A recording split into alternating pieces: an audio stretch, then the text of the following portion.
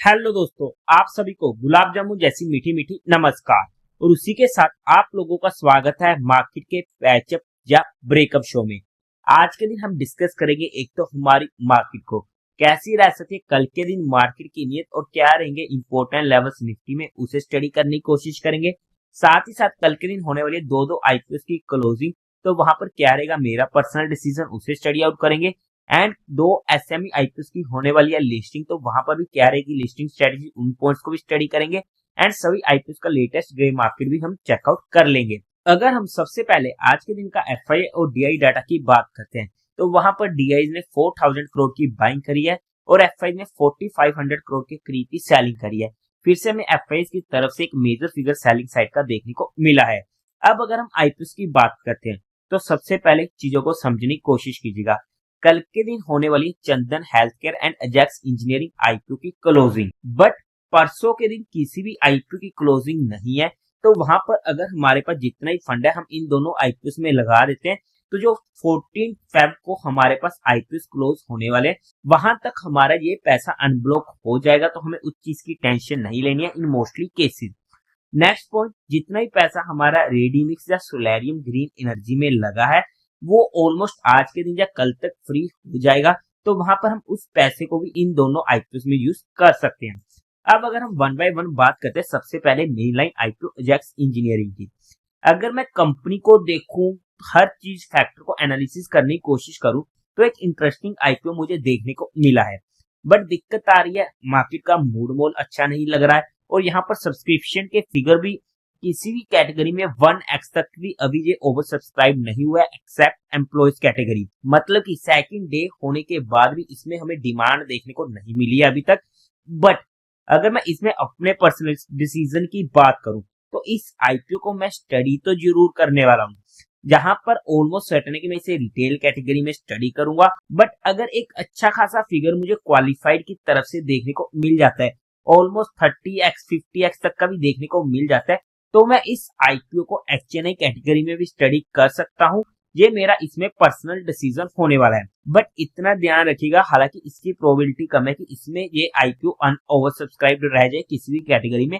But फिर भी किसी भी कैटेगरी में अन ओवर सब्सक्राइब्ड अगर रह जाता है, लेट्स से कि बिग एचएनआई में अगर 5x से कम ये आईपीओ बढ़ता है, तो वहां पर हमें 2 लाख से ज्यादा का माल मिल सकता है। इस पॉइंट को हमें ध्यान में रखना पड़ेगा।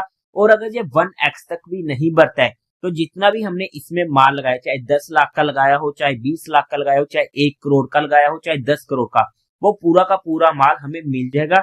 वहां पर इन पॉइंट्स को हमें ध्यान में रखना पड़ेगा। Second point, small HNI category में अगर ये आईपीओ 1x तक नहीं बढ़ता है, अगर हमने वहां पर 10 लाख से नीचे का जितना ही माल लगाया है, 2 लाख से 10 लाख के बीच, तो वहां पर भी हमारे पूरा का पूरा माल मिल जाएगा। इस पॉइंट को हमें ध्यान में रखना पड़ेगा। बट फिर भी मुझे नहीं लगता कि इस आईपीओ में हमें किसी भी कैटेगरी में सब्सक्रिप्शन पूरी देखने को ना मिले। बट अगर हम चंदन हेल्थ केयर आईपीओ की बात करते हैं, तो आईपीओ ये भी हमें अच्छा देखने को मिलने वाला है। बट एसएमई आईपीओ में हमारा रिस्क फैक्टर थोड़ा सा ज्यादा हो जाता है as compare to main line IPO. तो ऐसे में अगर मुझे क्वालिफाइड की तरफ से मिनिमम टू मिनिमम 70x तक का सब्सक्रिप्शन देखने को मिलता है, क्योंकि आईपीओ का साइज थोड़ा सा बड़ा है, तभी मैं इस आईपीओ को स्टडी करने की कोशिश करूंगा। अदरवाइज मैं इस आईपीओ को भी इजीली अवॉइड कर दूंगा।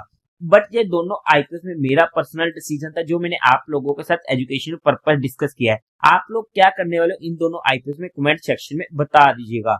अब अगर हम बात करते हैं सभी आईपीओ के जीएमपी की, तो वहां पर क्वालिटी पावर 8% का, एलके मेहता पॉलीमर्स 14% का, शनमुगा हॉस्पिटल 14% का, मैक्सवोल्ट 0% का, वोलर का 12% का, हेक्सावेयर टेक्नोलॉजीज 0.5% का, पीएस राज स्टील 0% का, अजैक्स इंजीनियरिंग 1% का, चंदन हेल्थ केयर 5% का, एलिगेंस इंटीरियर 7% का, रेडीमिक्स कंस्ट्रक्शन 0% का, सोलैरियम ग्रीन 4% का, कैन एंटरप्राइजेज 5% का, एमविल हेल्थ केयर 0% का।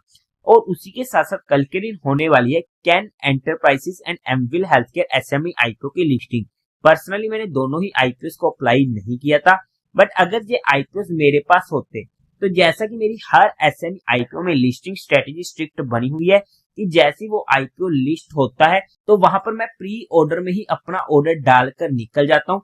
क्योंकि हमें जनरली एसएमई आईपीओ में सर्किट देखने को मिल जाते हैं और ऐसे में अगर बाय चांस लोअर सर्किट लग जाता है तो वहां पर हमारा एग्जिट नहीं हो पाता जब तक वो सर्किट नहीं खुलता है। जैसे कि आज के दिन हमें चामुंडा इलेक्ट्रिकल्स में लोअर सर्किट देखने को मिला। बट हाँ, ऑन द कंट्रेरी अगर अपर सर्किट लगता है फिर हमें मजे ही मजे आते हैं। बट क्योंकि मुझे इन सर्किट के चक्कर में नहीं पड़ना होता है तो इसलिए मैं वहां पर इमीडिएट निकलने की कोशिश करता हूँ। ये मेरी स्ट्रिक्ट लिस्टिंग स्ट्रेटेजी बनी हुई है किसी भी एसएमई आईपीओ में। और वैसे ही मेरा माइंडसेट होता है सिर्फ और सिर्फ लिस्टिंग लेने का। मिला तब भी ठीक, नहीं मिलता तब भी ठीक, मैं एक बार के लिए निकल जाता हूँ।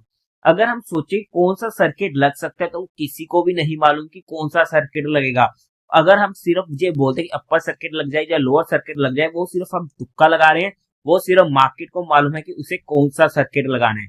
अब अगर हम हमारी मार्केट की बात करते हैं तो उससे पहले आप लोगों को म्यूचुअल फंड में या इंश्योरेंस सेगमेंट में किसी भी तरीके कोई भी हेल्पलाइन की जरूरत है, या आप लोग चाहते हैं कि being a mutual fund distributor हम आपका पैसा मैनेज करने में आपकी हेल्प करें, या आपको दिक्कत हो रही है क्योंकि आज के टाइम पर म्यूचुअल फंड्स में भी हमें काफी ज्यादा टेंशन हो रही है, तो आप लोग मुझे कांटेक्ट कर सकते हैं। आपकी क्वेरी को जल्दी से जल्दी सॉल्व कर दिया जाएगा।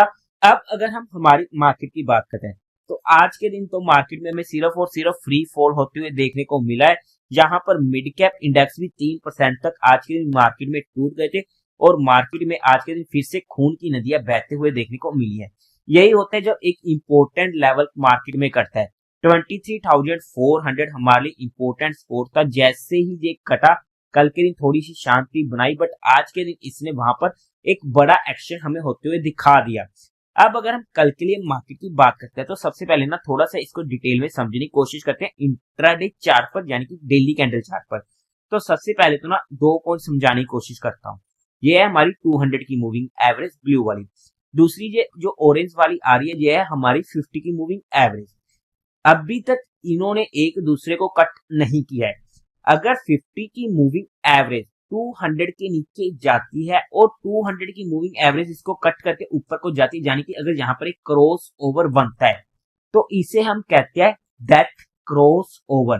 हालांकि ना कुछ टाइम पहले रील चल रही थी, वहां पर मैंने भी स्टडी करने की कोशिश करी थी कि लोग इसको पहले ही बोलने लग गए थे कि मार्केट में हमें डेथ क्रॉस ओवर देखने को मिला है, लेकिन तब तक हमें कोई भी डेथ क्रॉस ओवर देखने को नहीं मिला था और हमने उस पॉइंट को स्टडी भी किया था।